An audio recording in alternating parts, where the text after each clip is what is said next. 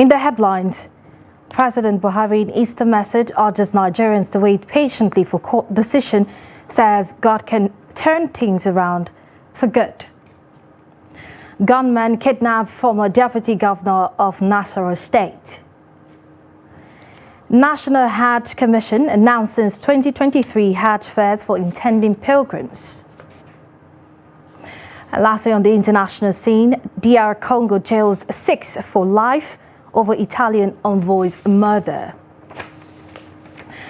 Hello and welcome to Trust TV News Updates. I am Martia Umar. Thank you for joining.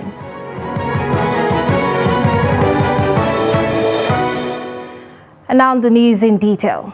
President Muhammadu Buhari has said that Easter is a season that reminds us that God can turn an unpleasant situation round for good. He said this in an Easter message to Nigerians, which he personally signed on Friday, adding that at the heart of Easter is the triumph of light over darkness. Recognizing that Easter is about renewed hope and a glorious future, Buhari urged all Nigerians to continue to be confident and believe strongly in the country for better seasons ahead. With the country having concluded the 2023 general elections, the president congratulated the newly elected leaders, even as he acknowledged the right of those who feel dissatisfied with the outcome to seek redress.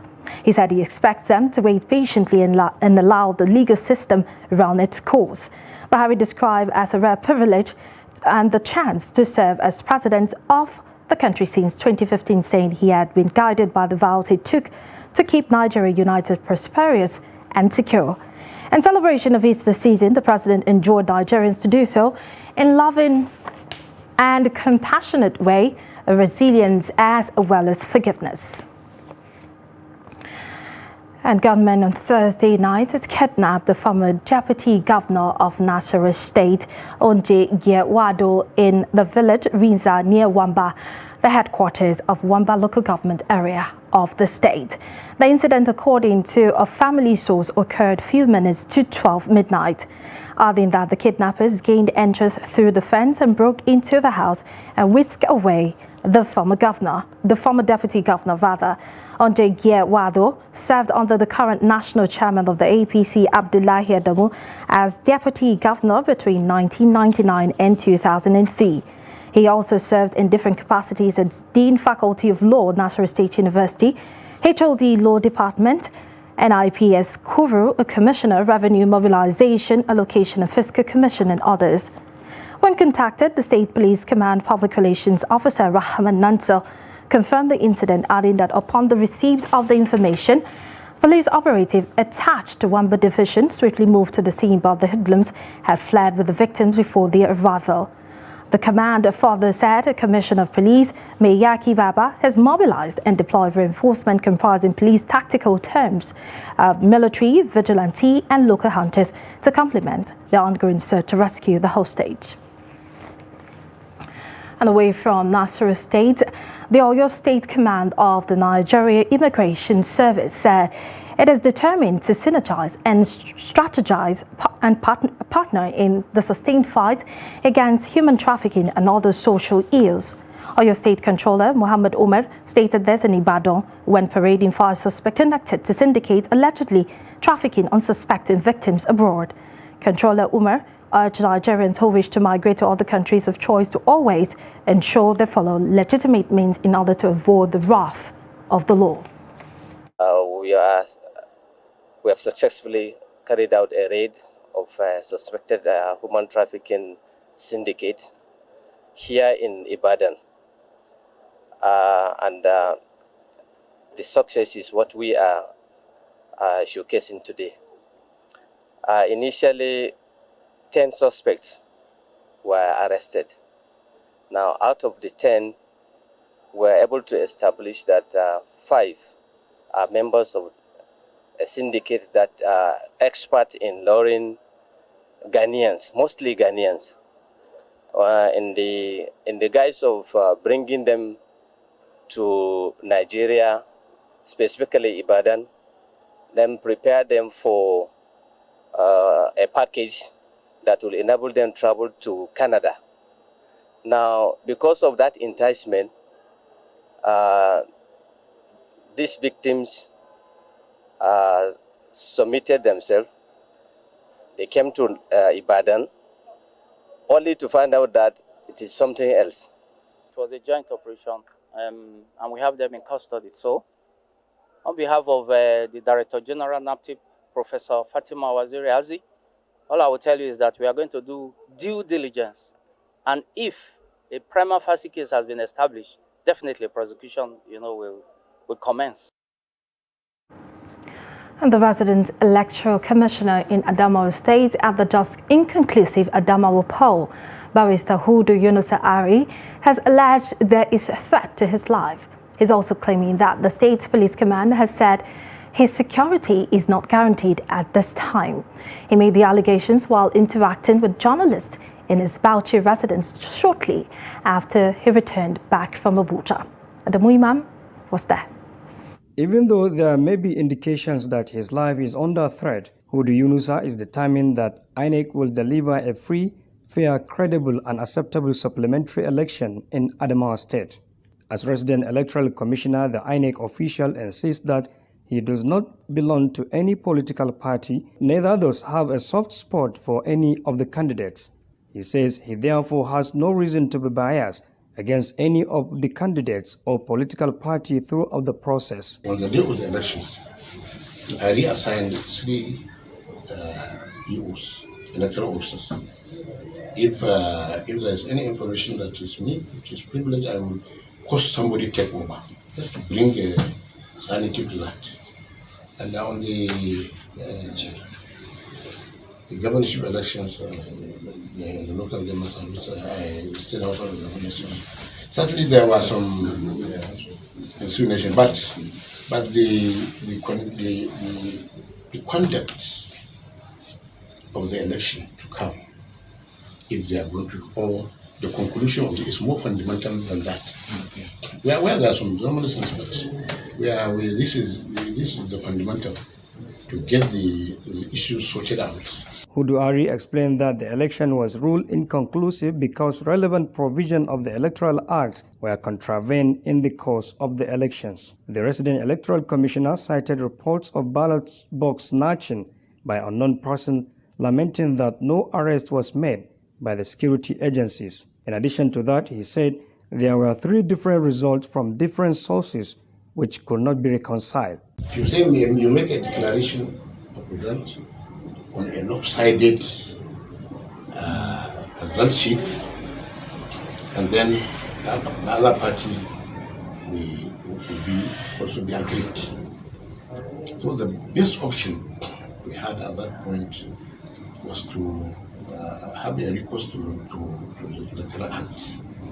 The Electoral Act, particularly section 64, subsection 4, subsection 6, and subsection 7 and 8. Likewise, section 51. So if there are situations like this, you have to know. 15th of April has been set by INEC headquarters to conclude all outstanding supplementary elections across the country. Adam Imam, Trust TV News, Bauchi. The presidential candidate of the Nigerian National People's Party, NNPP, Rabiu Kwankwaso, urges Muslims to be prayerful for Nigeria's progress throughout the month of Ramadan. Kwankwaso also enjoins Muslim faithful to be generous and assist the less privileged.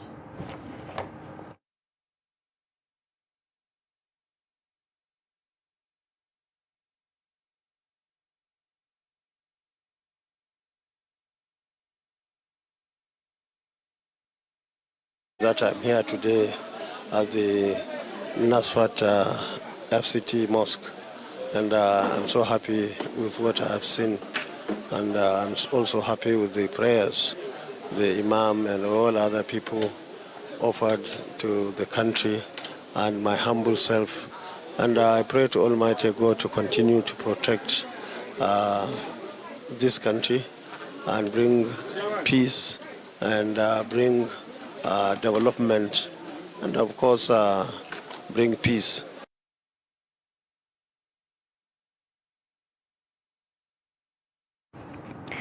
And still on the Ramadan fast, Chief Imam Nasfat Mosque in Abuja, Sharafuddin Abdul Salam, says wealthy individuals and government must spend their God-given wealth to reduce extreme poverty and assist the less privileged, especially in the holy month of Ramadan.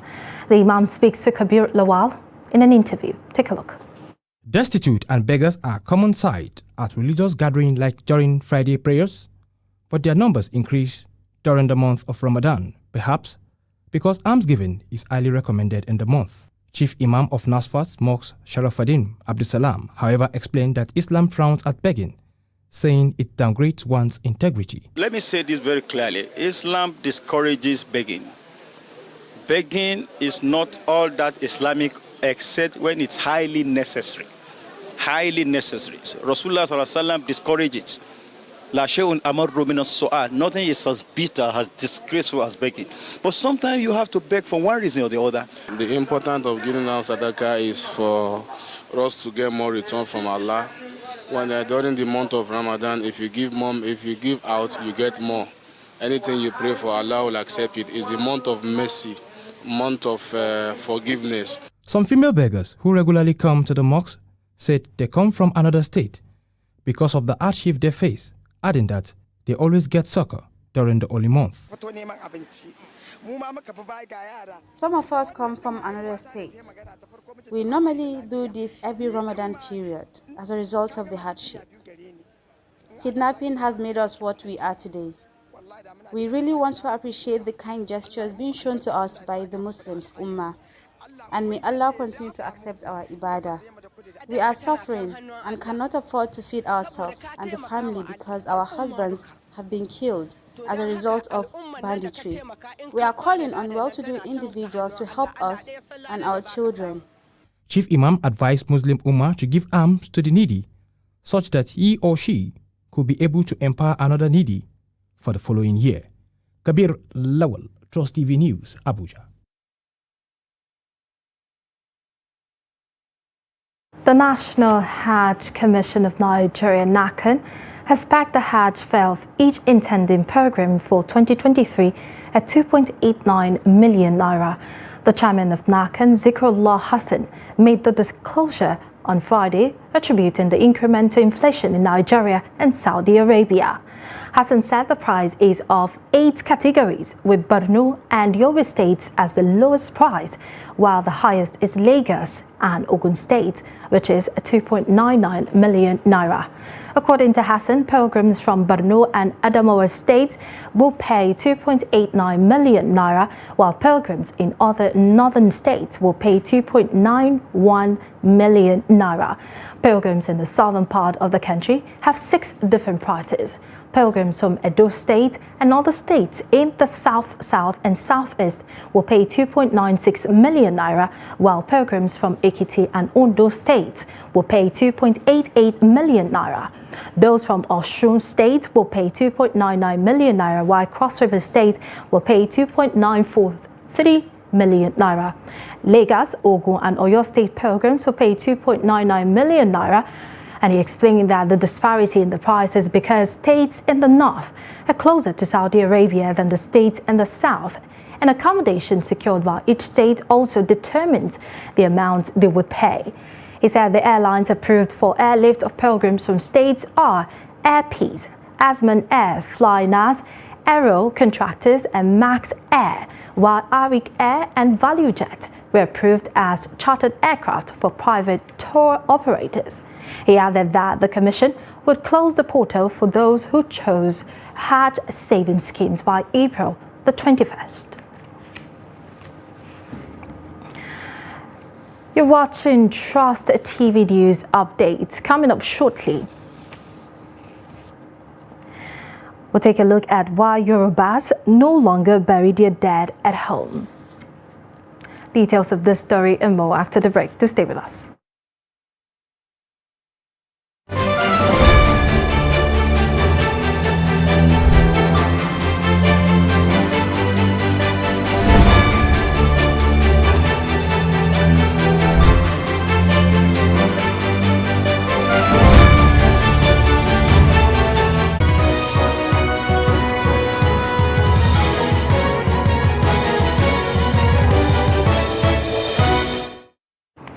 You're welcome back. If you're just joining us, this is the news updates on Trust TV. A recap of our top stories. We told you that President Buhari in an Easter message urges Nigerians to wait patiently for court decision, says God can turn around an unpleasant situation for good. And a gunman kidnapped former deputy governor of Nasarawa State. Now moving on to more stories. Ahead of the rainy season, residents and commuters at Tiga and Rurum town of Rano and Bebeji local government areas in Kano are lamenting over non-repair of cut-off road due to heavy floods that ravaged farmlands and rather roads hardly accessible last year. Salim Umar Ibrahim visited the areas and files in this report. Take a look.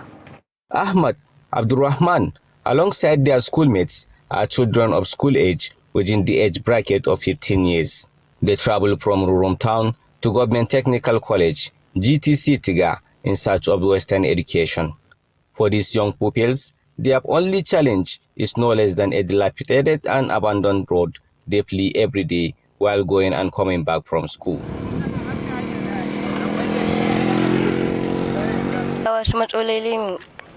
We are facing problems with this road while going to school. Sometimes we stumble on our bicycles and even break our legs or arms. When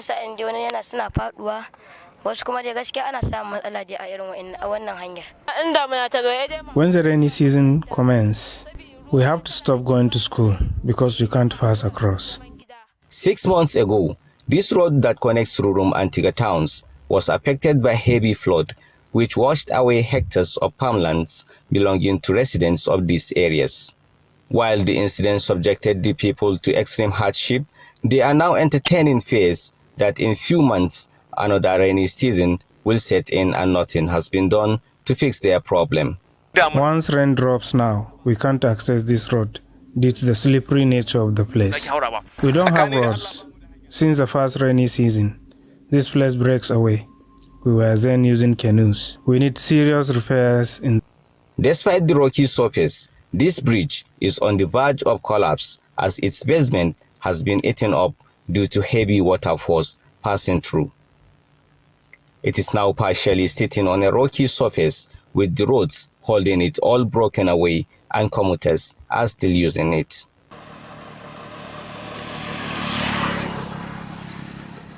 We need serious repairs in this place.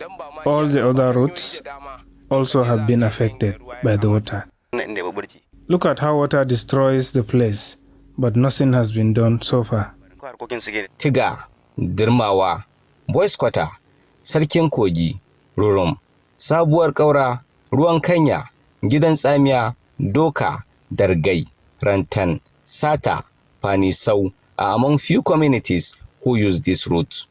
It serves as the only route used to convey business activities, among others.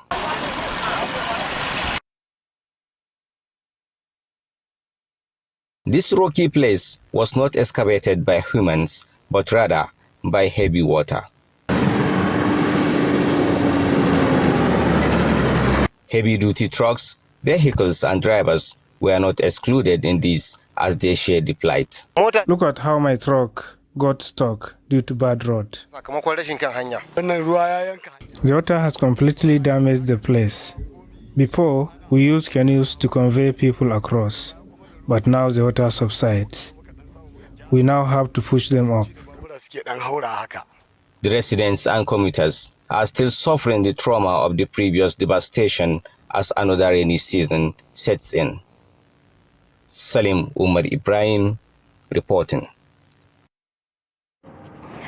Very dilapidated roads there. But the culture of burying corpses at home was a popular practice in Yoruba land since time immemorial.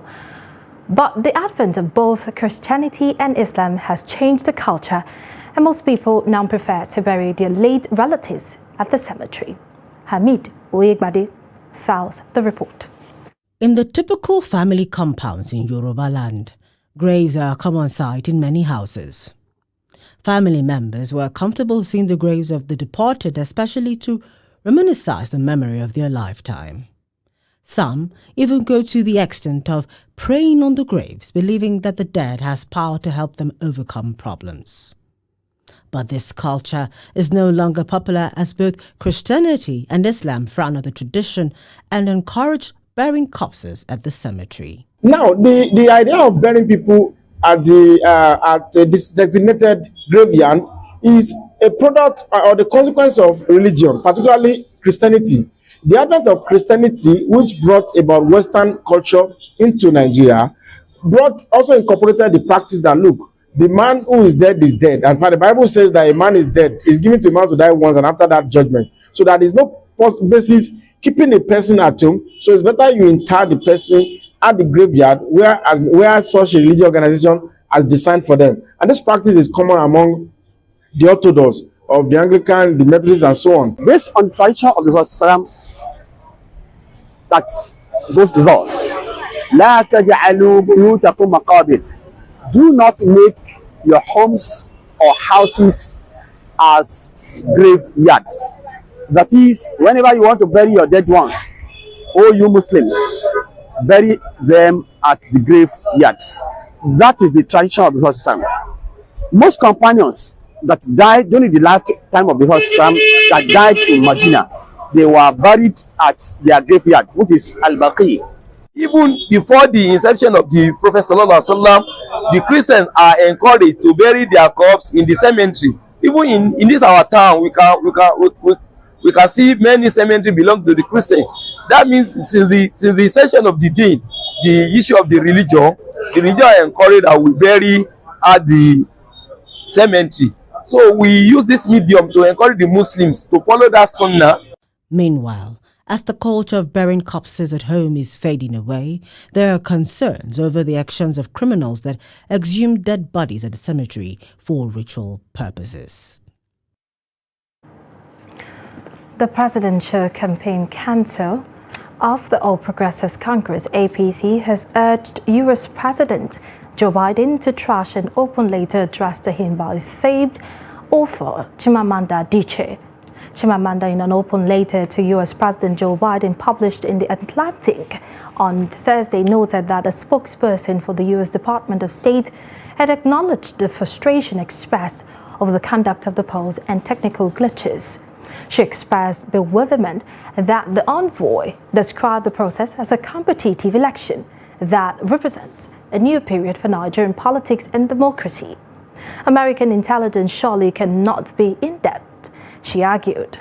Responding in a tweet on Friday, the APC-PCC Director of Media and Publicity, Bayo Onanuga, urged Biden to dispose of the letter as soon as it arrives, while Chimamanda stated her support of Obi in her letter to the U.S. President. The revered novelist made no mention of doing so based on ethnicity. Obi had repeatedly urged his supporters to shun ethnic and religious sentiment, saying no one should vote for him based on either.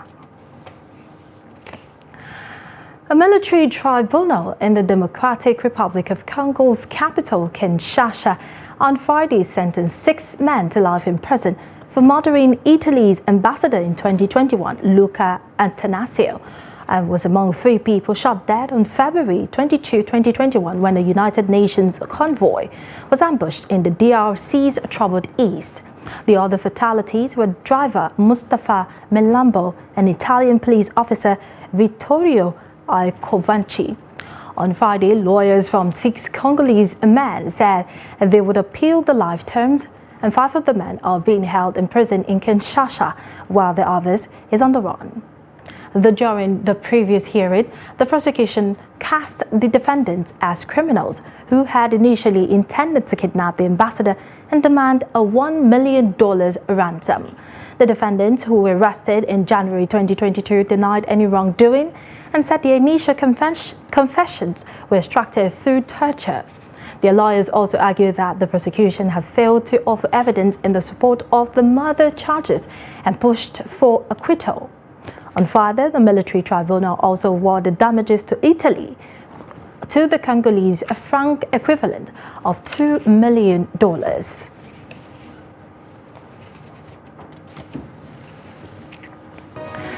And that brings us to the end of the news update at this hour. For more, you can follow us across all our social media platforms. I am Martia Umar. On behalf of the news crew, thank you for watching and enjoy the rest of your day.